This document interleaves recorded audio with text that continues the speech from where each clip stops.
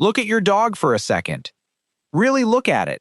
It's lying there, eyes half open, tracking you across the room without lifting its head. And you've never once asked the obvious question, is anyone home? Not is it smart, not does it love you. Something stranger than that. Does it know that it's there at all? That it exists? Or, and this is the one that should keep you up tonight, does it know nothing, feel nothing, and are you the only kind of thing on this entire planet that knows it's alive? Let's start with the one test scientists actually trusted for 50 years. In 1970, a psychologist named Gordon Gallup Jr. came up with it, and it's almost stupidly simple. You knock the animal out. While it's unconscious, you put a small mark on it, a dab of dye on the forehead, somewhere it can't see on its own. Then you sit it in front of a mirror and you watch. Most animals look at the reflection and decide it's a rival. They puff up, they threaten it, they try to chase it off, and they never once work out that the thing they're squaring up to is them. But a few animals do something completely different. They notice the mark in the mirror. Then they reach up and touch it, on their own face. They get it. That's self-recognition. Knowing the animal in the glass is you.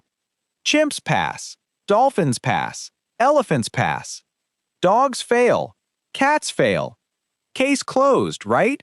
Except here's the thing nobody wanted to say out loud for years. A dog doesn't live in a world of sight. It lives in a world of smell. Asking a dog to find itself in a mirror is like asking you to pick yourself out of a crowd using nothing but the sound of your own footsteps. So in 2017, a researcher named Alexandra Horowitz at Barnard College ran the test in the language dogs actually use. She took a dog's own urine, added a strange scent to it, and watched what the dog did. The dog spent the most time on the version of themselves that had been changed. It's not that the dog failed the test. It was handed a test built for somebody else. And the second you give animals a fair test, the whole idea that you're special starts to wobble. The ones who pass the mirror aren't some neat little club of brainiacs. There's an elephant named Happy, tested in 2006 by a team that included a researcher named Joshua Plotnick. She stood in front of a giant mirror, lifted her trunk, and touched a white X painted above her own eye. Her head, not the glass. Okay, you think. Big animal, big brain, fine. Then in 2008, a group led by Helmut Pryor in Germany ran the exact same test on a Eurasian magpie. A bird, with a brain that would vanish under your thumbnail, and it scratched at a mark it could only have seen in the reflection. So it's not about the size of the brain, it's about what the brain is built to do. And anyway, knowing your own face is the easy part. Knowing what you look like is not the same as knowing there's a you in there to look at. So go deeper. Forget the face. What about the mind? In 2007, two researchers at the University of Georgia, Allison Foote and Jonathan Crystal, gave a group of rats a test they were allowed to walk away from. Take the test and get it right, you get a big reward. Get it wrong, you get nothing. Or skip it before you start, and take a small reward you're guaranteed to keep. And the rats skipped at exactly the right moments, on the questions they were least sure about. Think about what that takes. A rat had to look inside its own head, notice it didn't actually know the answer, and decide not to risk it. Scientists call it metacognition. It's the brain checking its own work, knowing what you know and knowing when you don't. And it's not just rats. They've seen the same flicker in pigeons, in dolphins, in monkeys that pause before they answer. It's also, by the way, the exact thing you are doing right this second. You're not just watching the dog, you're watching yourself watch it. But there was a deeper question sitting underneath all of this. And for a long time, nobody really wanted to ask it. Because the real question was never whether an animal knows it's alive. It's whether it knows that one day it won't be. For years, the only evidence anyone had was a single picture that kept turning up across species, an animal standing over its own dead. And elephants are the ones that finally made scientists take it seriously. In 2006, a scientist named Karen McComb ran a controlled study in Kenya. She laid out objects in front of wild elephants and watched which ones they cared about. Ivory, elephant skulls, the skulls of buffalo and rhino, plain wood. The elephants walked past the wood, they walked past the other animals' bones, and they went straight for the ivory and the elephant skulls, lifting them, turning them over, running their trunks across them, coming back to them again and again. But here's the detail that genuinely gets under my skin. They didn't care any more about the skull of their own dead leader than a stranger's. They weren't grieving one particular elephant they'd loved. They were reacting to a category. Elephant. Dead. There's a philosopher named Susana Monsó who has spent years arguing we've had this backwards the whole time.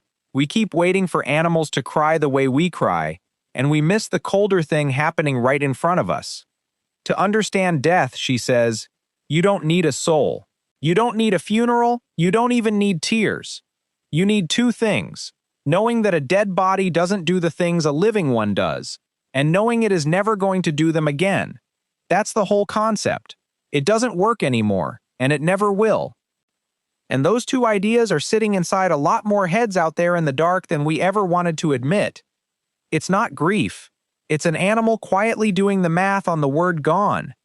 Now, the skeptic has an answer for every word of this, and it deserves a hearing. None of it, they'd say, needs anyone to be home. The bond between a mother and her young is the thing evolution actually built, because a mother who guards her calf leaves more calves behind. And grief is just that bond still running after the calf is gone. Love with nowhere left to land. As for the elephants and their bones, Macomb's own numbers help the skeptic, because they didn't single out their own dead, so maybe it's nothing but curiosity about a strange ivory-smelling thing. Fair enough. That's a real argument, and an honest one. But it leaves one fact stranded. If understanding death is that cheap, if death is everywhere, sitting at the end of every single life, then the strange thing was never that a few animals worked it out. The strange thing is that we stayed so sure, for so long, that they couldn't. And still, even here, we run straight into the same wall we always hit. We can watch what they do. We can't climb inside and feel it. In 1974, a philosopher named Thomas Nagel asked a question nobody has ever managed to answer. What is it like to be a bat? A bat builds the entire world out of echoes, sound thrown into the dark and caught on the way back, and no matter how long you study its brain, you will never once feel what that is like from the inside. That same locked door stands in front of every animal we've talked about today. Even if a dog understands that other dogs die, does it know the not getting up again is coming for it too? You've heard someone swear their old dog wandered off to a quiet corner because it knew its time had come. The truth is softer and a little stranger than that. A sick animal hides. That's an instinct far older than the animal wearing it.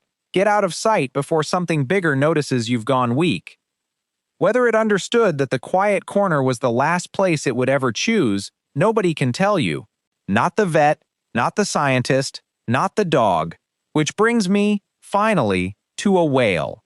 In the summer of 2018, off the coast of the Pacific Northwest, an orca the researchers called Tahlequah gave birth. Her calf lived about half an hour. And then she did something the whole world ended up watching. She wouldn't let the body sink. For 17 days, she carried her dead calf balanced on her head, pushing it through the water, diving down to catch it every time it slid off. More than 1,000 miles. And when her strength gave out, the rest of her pod swam in and carried it for her, taking turns. There is nothing left to add to that. There is no advantage in dragging the dead across 1,000 miles of ocean. None. Maybe she wasn't asking why it happened. Maybe she just knew her baby was never going to swim again, and she couldn't make herself put that knowing down. So look back at your dog on the floor, half watching you cross the room. You are never going to get the answer out of it, but something in there might understand far more than you've ever let yourself believe. That it is here, and that here doesn't last. For the whole of human history, we told ourselves we were the only ones who knew that.